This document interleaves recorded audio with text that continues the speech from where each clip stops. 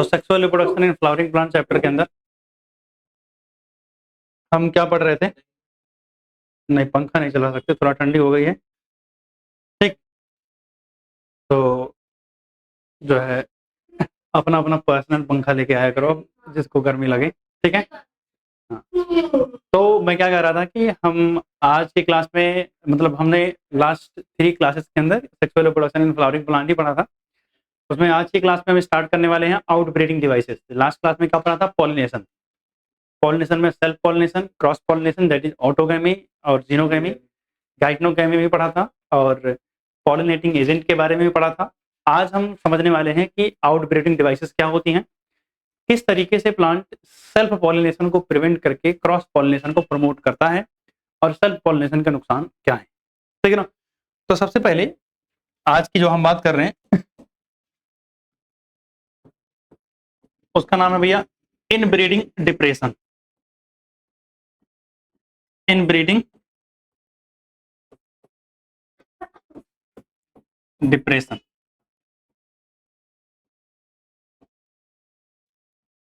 तो सबसे पहली बात कि सर ये इनब्रीडिंग डिप्रेशन क्या होता है।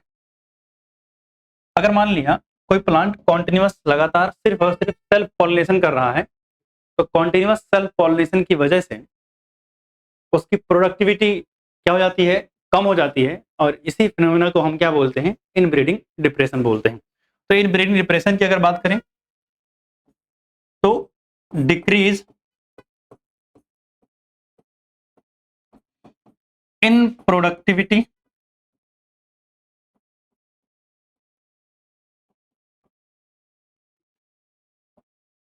ड्यू टू कंटिन्यूअस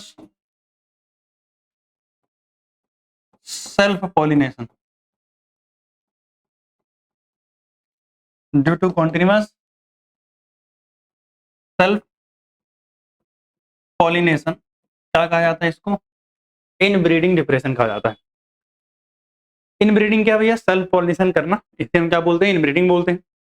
अब अगर मुझे इनब्रीडिंग डिप्रेशन को कम करना है या अवॉइड करना है, तो मेरे पास तरीका क्या है कि मैं सेल्फ पॉलिनेशन ना करूं। यही तो हो सकता है। तो सेल्फ पॉलिनेशन ना करना और क्रॉस पॉलिनेशन करना, उसे हम बोलते हैं आउट ब्रीडिंग। और जो कुछ भी प्लांट के अंदर चेंजेस होते हैं टू प्रमोट आउट ब्रीडिंग यानी क्रॉस पॉलिनेशन को प्रमोट करने के लिए, उन्हें हम क्या बोलते हैं? आउट ब्रीडिंग डिवाइसेस बोलते हैं। पहली बात तो याद रखना कि जितने भी प्लांट, ज्यादातर मोस्टली प्लांट जो होते हैं उनमें जो फ्लावर होते हैं वो फ्लावर कैसे होते हैं? हर्मैफ्रोडाइट होते हैं। हर्मैफ्रोडाइट का मतलब एक ही फ्लावर के अंदर मेल और फीमेल दोनों ही रिप्रोडक्टिव पार्ट मिलेंगे। तो चांसेस बहुत ज्यादा होते हैं किसके? सेल्फ पॉलिनेशन के। तो अगर किसी प्लांट को सेल्फ पॉलिनेशन प्रिवेंट करना है तो उसे क्या क्या करना पड़ेगा? तो पहली बात तो, अगर उसको सेल्फ पॉलिनेशन प्रिवेंट करना है तो पहला काम क्या हो सकता है? एंथर और स्टिग्मा की मैच्योरिटी सिंक्रोनाइज ना हो। लेट्स से एंथर पहले मैच्योर हो गया, स्टिग्मा बाद में मैच्योर हुई, या स्टिग्मा पहले मैच्योर हो गई और एंथर बाद में मैच्योर हुआ। यानी अगर दोनों की मैच्योरिटी अलग अलग टाइम पे होगी तो पॉलिनेशन नहीं होगा, क्योंकि एंथर मैच्योर हुआ, उसने पॉलन ग्रेन रिलीज किया, बट स्टिग्मा मैच्योर ही नहीं थी, तो पॉलिनेशन नहीं हुआ। अगर स्टिग्मा मैच्योर हो गई, एंथर मैच्योर नहीं हुआ, तो पॉलन ग्रेन रिलीज ही नहीं होगा, तो इससे भी क्या होगा? सेल्फ पॉलिनेशन क्या हो जाएगा? प्रिवेंट हो जाएगा। तो पहला क्या होगा? Anther, maturity of anther and stigma, maturity of anther and stigma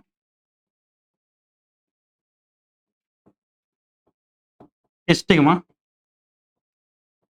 not synchronised.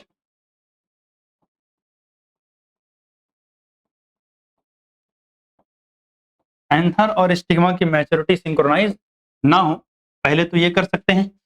अगर ये सिंक्रोनाइज नहीं होगा तो इससे भी सेल्फ पॉलिनेशन को प्रिवेंट किया जा सकता है। सही बात है। और क्या हो सकता है? डिफरेंट पोजीशन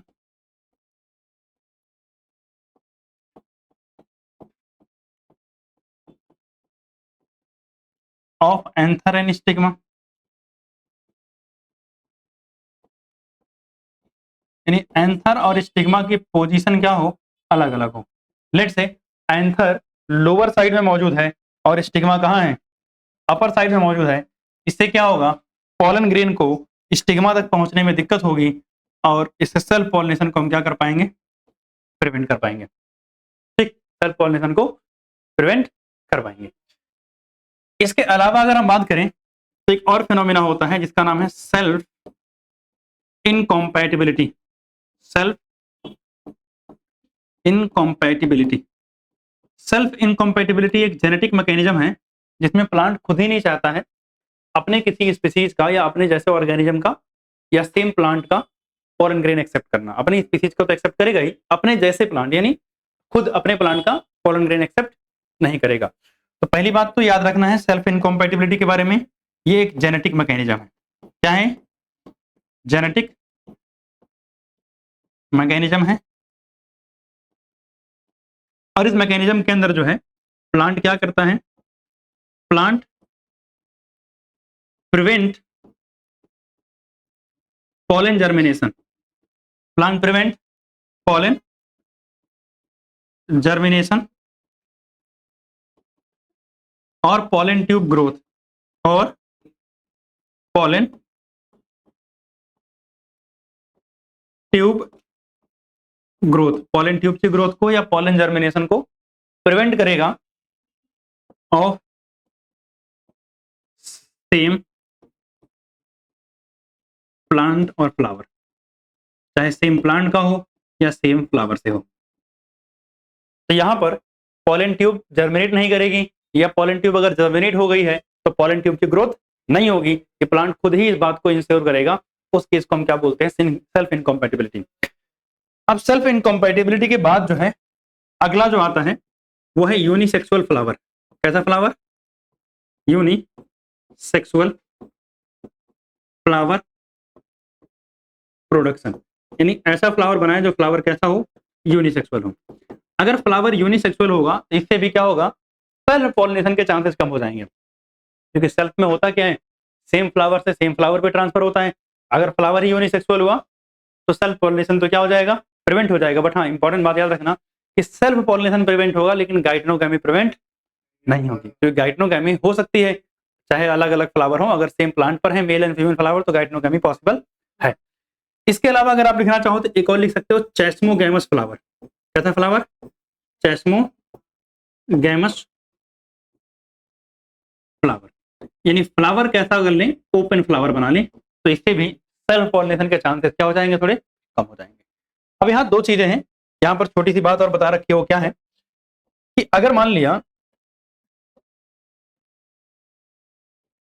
फ्लावर कैसा हुआ,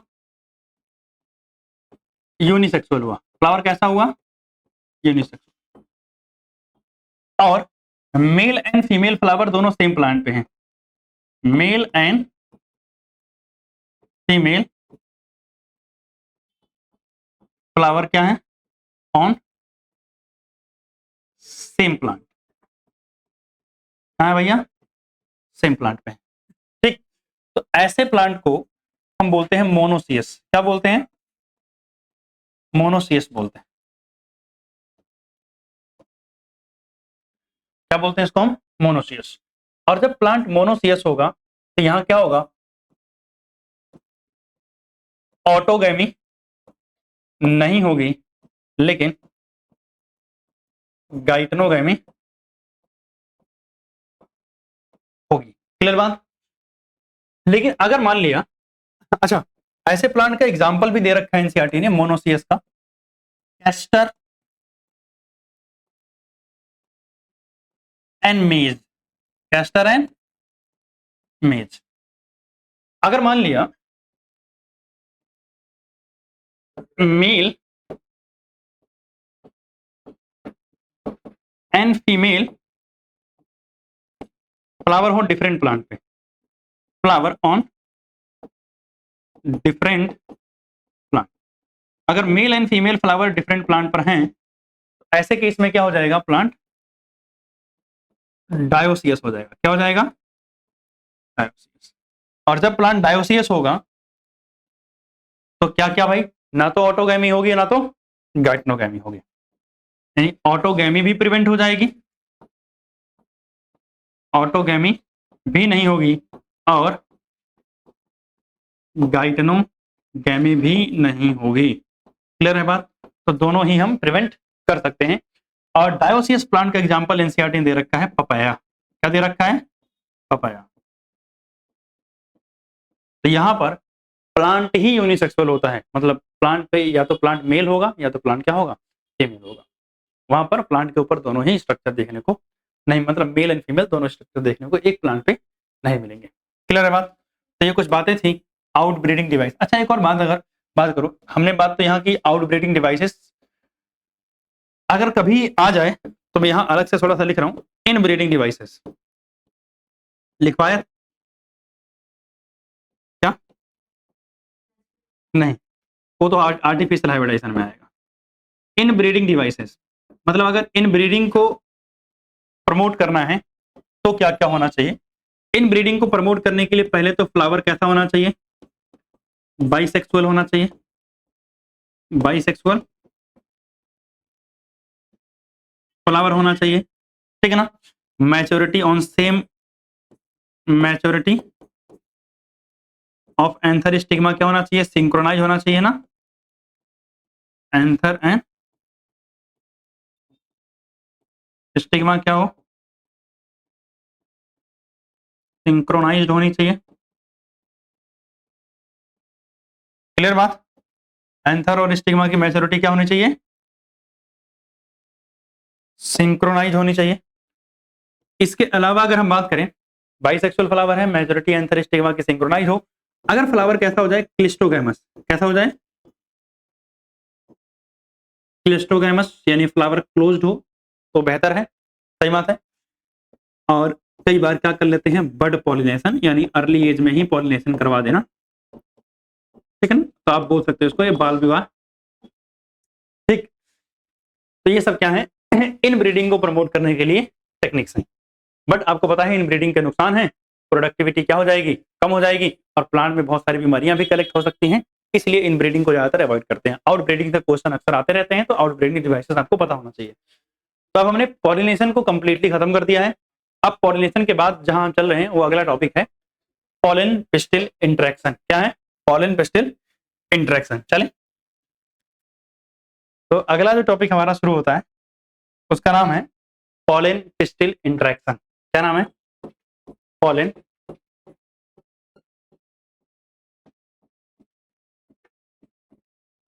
पिस्टिल इंटरेक्शन।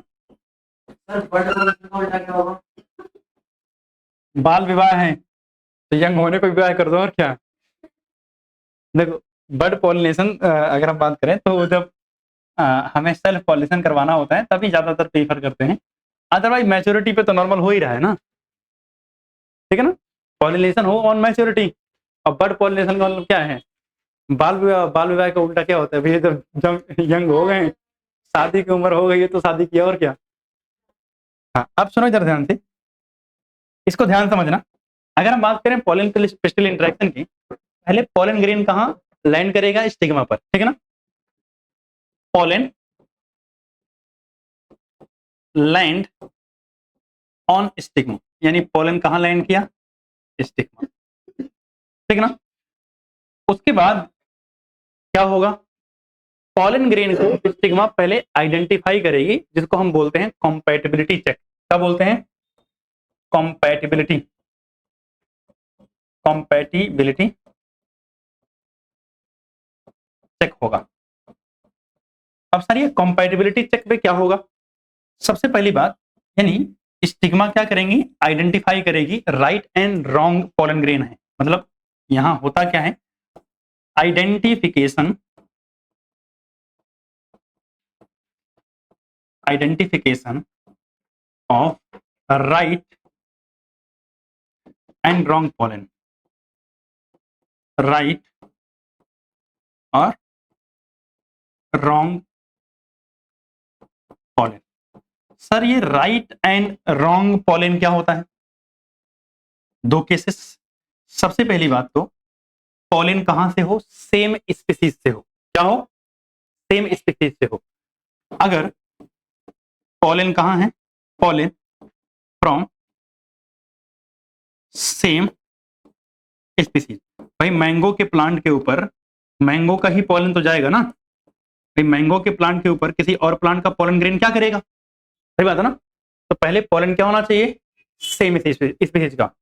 अगर मान लिया पॉलन किसी और स्पीसीज का हुआ, पॉलन ऑफ अदर स्पीसीज, भैया पॉलन ग्रेन को ले जाने वाले जो पॉलिनेटिंग एजेंट हैं उनको थोड़ी पता है कि कौन सा पॉलन ग्रेन लेके कहाँ लेके जा रहे हैं। तो अगर अदर स्पीसीज का हुआ तो ये कौन सा पॉलन होगा, रॉन्ग पॉलन, सही बात है ना, ये होगा रॉन्ग पॉलन। अगर पॉलन क्या हुआ, सेम स्पीसीज का हुआ, क्या हुआ, सेम स्पीसीज का हुआ, तो या फिर सुनना मेरी बात ध्यान से, सेम स्पीसीज का होना चाहिए बट एक और कंडीशन लगती है, वो सेम प्लांट से आया है या किसी दूसरे प्लांट से आया है। तो अगर सेम स्पीसीज का होगा तो ये क्या हो जाएगा, राइट पॉलन हो जाएगा, क्या हो जाएगा, राइट पॉलन। लेकिन सुनना, एक और कंडीशन मैं यहां लिख रहा हूं, और वो क्या है कि अगर मान लिया सेम स्पीसीज का है, क्या है, सेम स्पीसीज का है एंड सेम प्लांट का है, क्या है, सेम प्लांट का है, और वो जो प्लांट है वो सेल्फ इनकॉम्पेटिबिलिटी शो करता है, मतलब अपने ही पॉलन ग्रेन को एक्सेप्ट नहीं करता है। यानी अगर सेम स्पीसीज का हो, सेम प्लांट का हो एंड स्टिग्मा कैसी हो, सेल्फ इनकॉम्पेटिबल हो, स्टिग्मा सेल्फ इनकॉम्पैटिबल हो, क्या हो, सेल्फ इनकॉम्पैटिबल। तो आप मुझे बताओ क्या ऐसे केस में इस पॉलन को जर्मिनेट करने दिया जाएगा, नहीं ना, तो ये भी क्या हो जाएगा, इस हिसाब से रॉन्ग पॉलन हो जाएगा, क्या हो जाएगा, रॉन्ग पॉलन हो जाएगा। तो अगर पॉलन ग्रेन रॉन्ग हुआ, अगर पॉलन ग्रेन कैसा हुआ, रॉन्ग, जैसे यहां पर पॉलन कैसा है, रॉन्ग है, यहां पर पॉलन कैसा है, रॉन्ग है। इन दोनों केसेस में जब पॉलन क्या है, रॉन्ग है, तो हम क्या करेंगे, पॉलन जर्मिनेशन करने देंगे क्या, नहीं, तो भैया हम पॉलन जर्मिनेशन को रोक देंगे। या फिर अगर पॉलन जर्मिनेशन हो गया है तो क्या हम पॉलन ट्यूब को ग्रो करने देंगे, नहीं ग्रो करने देंगे, पॉलन ट्यूब ग्रोथ क्या कर दी जाएगी, रोक दी जाएगी। ठीक, तो इतनी बात समझे कि कंपैटिबिलिटी चेक में क्या हो रहा है। जब कंपैटिबिलिटी चेक करते हैं तो कंपैटिबिलिटी चेक में कुछ और चीजें होती हैं, यानी कंपैटिबिलिटी चेक ये कैसे होती है, mediated by chemical component of pollen interacting with stigma। यानी पॉलन ग्रेन के कुछ केमिकल्स हैं जो इंटरेक्ट करेंगे किसके साथ, स्टिग्मा के साथ, और इनके इंटरेक्शन के बाद, यानी जो कंपैटिबिलिटी चेक है इसमें क्या होगा, केमिकल इंटरेक्शन होता है, और इस केमिकल इंटरेक्शन के बाद ये डिसाइड होता है कि ये पॉलन राइट है या रॉन्ग है। जब डिसाइड हो गया और पता चल गया कि पॉलन राइट है या रॉन्ग है तो क्या होगा भाई साहब, यानी अगर कौन सा पॉलन ग्रेन आ गया, राइट पॉलन, तो राइट पॉलन को क्या करेंगे, जर्मिनेट करेगा, ये germinate via any of germ pore, किसी जर्मपोर के थ्रू क्या करेगा, जर्मिनेट करेगा। जर्मिनेट जब करेगा तो क्या होगा, पॉलन ट्यूब ग्रो करेगी ना, करेगी कि नहीं करेगी, pollen tube growth, pollen tube से क्या होगी, ग्रोथ होगी। मेरी बात सुनना, जब ये जर्मिनेट करेगा और पॉलन ट्यूब की ग्रोथ जब होगी, अच्छा पॉलन ट्यूब की फॉर्मेशन कौन करता है, वेजिटेटिव सेल, ठीक है ना भाई, पॉलन ट्यूब की फॉर्मेशन कौन करता है, vegetative cell.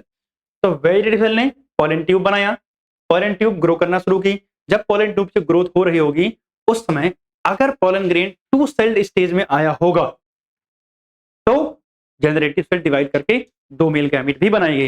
If pollen grain 3 sailed stage में आया है तो डिवीजन की कोई रिक्वायरमेंट नहीं है। यानी पॉलन ट्यूब ग्रोथ के लिए यहां पर जब पॉलन ट्यूब ग्रोथ होगी, if pollen released in two cell stage,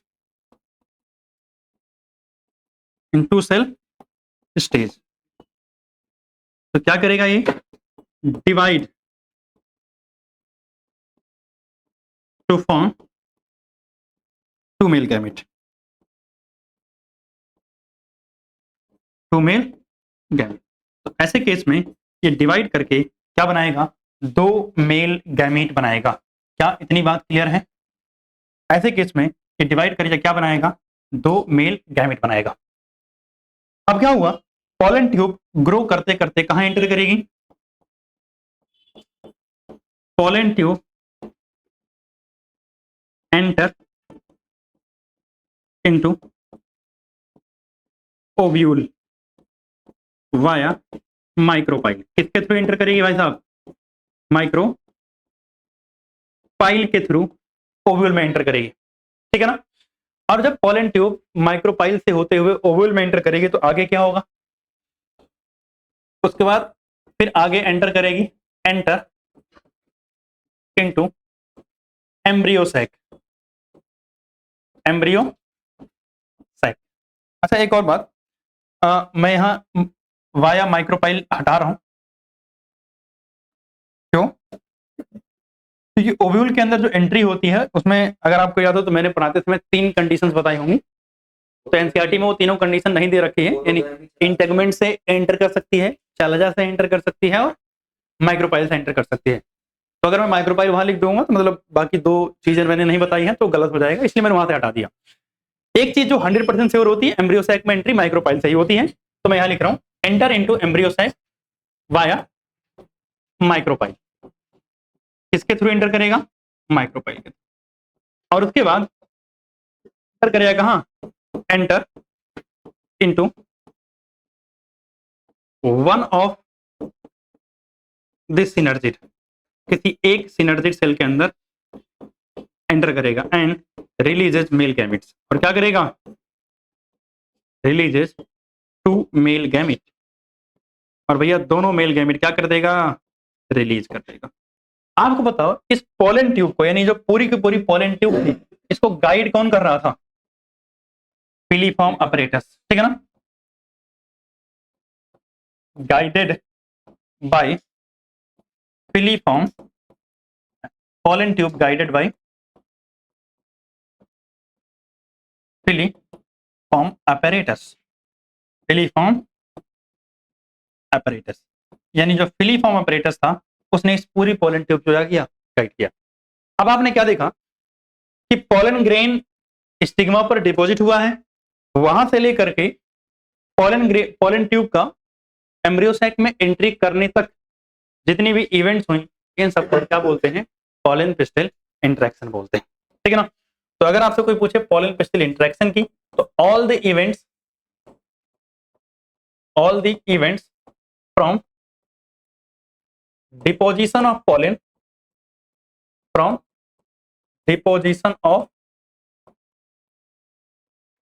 pollen on stigma till reaching into embryo sac,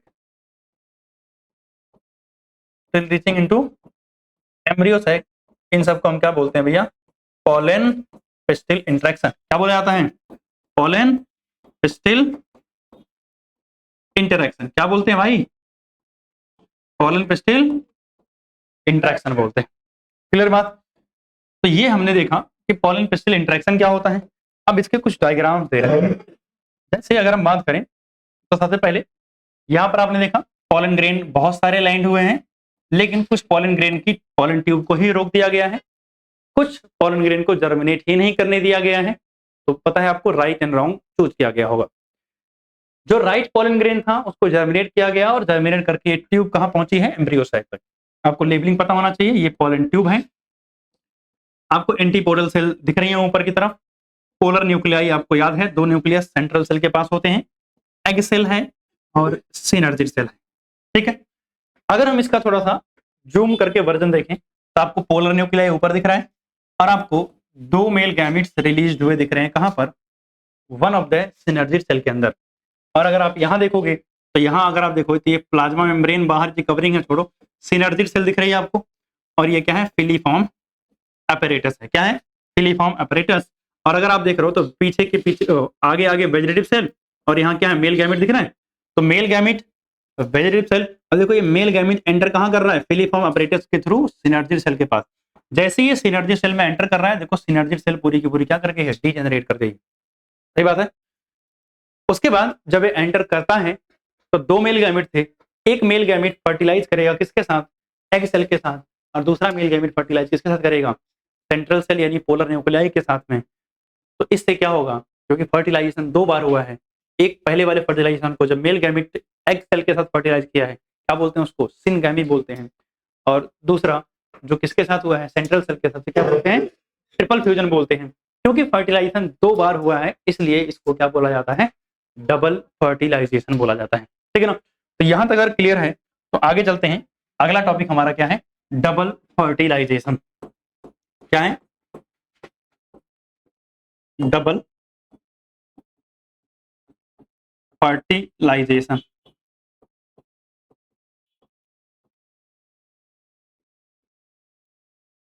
पहली बात तो डबल फर्टिलाइजेशन एक यूनिक फीचर है किसका? एंजियोस्पर्म का। किसके अंदर मिलता है ये? एंजियोस्पर्म में। यानी unique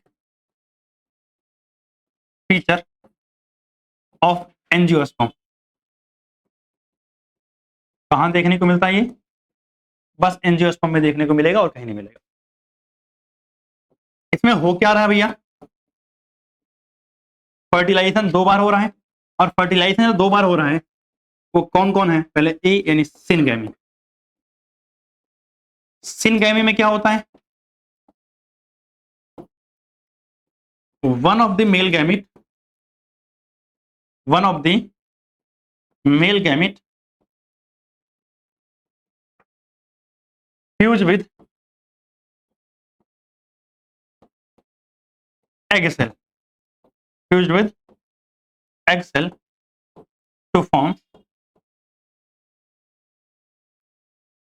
zygote, diploid zygote, to form diploid zygote। इसे हम क्या बोलते हैं? सिनगैमी बोलते हैं। दूसरा जो फर्टिलाइजेशन हुआ उसे क्या बोलते हैं? Triple fusion. और ट्रिपल फ्यूजन में बताना तो क्या होता है?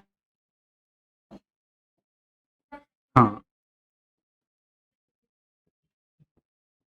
फ्यूजन ऑफ अदर बोलो या सेकेंड मेल गैमिट विद किसके साथ फ्यूज हुआ है? पोलर न्यूक्लियाई के साथ ना। Polar nuclei to form PEN यानी प्राइमरी एंडोस्पर्मिक न्यूक्लियस। और इसे हम क्या बोलते हैं? ट्रिपल फ्यूजन बोलते हैं। क्योंकि फर्टिलाइजेशन 2 बार हुआ है इसलिए क्या बोला जाता है? Double fertilization. Since fertilisation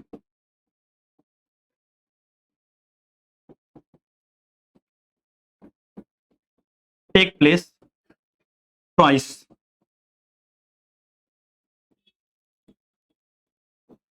therefore termed as double fertilization. इसलिए इसको क्या बोला जाता है? डबल फर्टिलाइजेशन कहा जाता है। तो डबल फर्टिलाइजेशन के बाद 2 चीजें बनी हैं। एक क्या बना है? जाइगोट। और एक क्या बना है? पीईएन। तो जो जाइगोट है ये आगे चल करके क्या बनाएगा? एम्ब्रियो बनाएगा।